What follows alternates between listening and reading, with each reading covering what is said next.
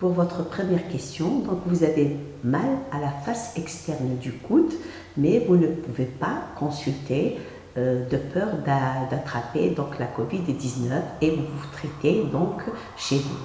Il faut savoir qu'une douleur localisée au niveau de la face externe du coude est une douleur en général retrouvée dans les épicondylites. Alors, il faut savoir qu'une épicondylite est donc une lésion des tendons des muscles de l'avant-bras qui donc s'insère au niveau de l'extrémité inférieure de l'humérus, qui est donc l'épicondyle, et l'inflammation ou lésion de ces tendons est donc appelée épicondylite.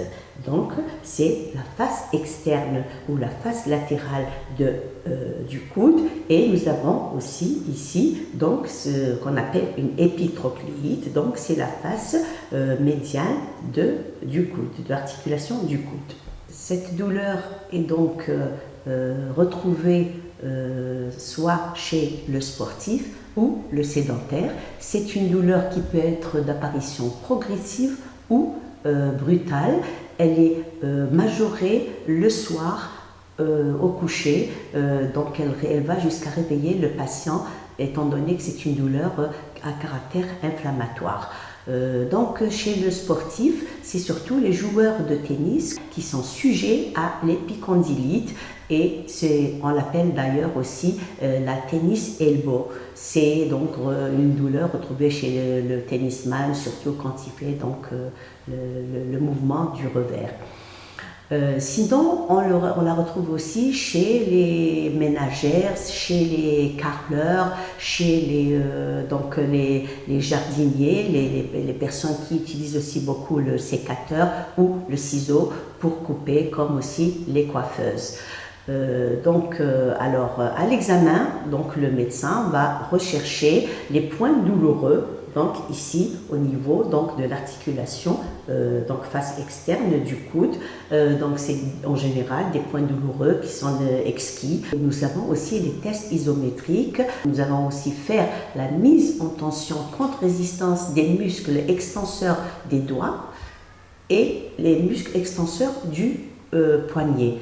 Et aussi apprécier donc le mouvement de rotation de l'avant-bras et bien sûr les mouvements de pronation et de supination. Nous avons aussi le fameux test de la chaise. Le malade et le patient a le bras et le coude allongés. Il essaie de prendre la chaise au niveau de son dossier, et donc s'il présente une douleur au niveau donc de la face externe du coude, là c'est en faveur donc d'une épicondylite.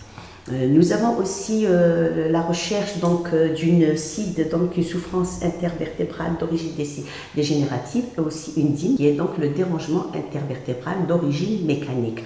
Donc ces points-là sont à rechercher pour rechercher la projection de la douleur sur le coude. Donc voyez-vous, tout cet examen-là qui doit être fait par votre médecin est très important, et c'est pour cela qu'il faut mettre votre masque, aller consulter et de grâce arrêter l'automédication.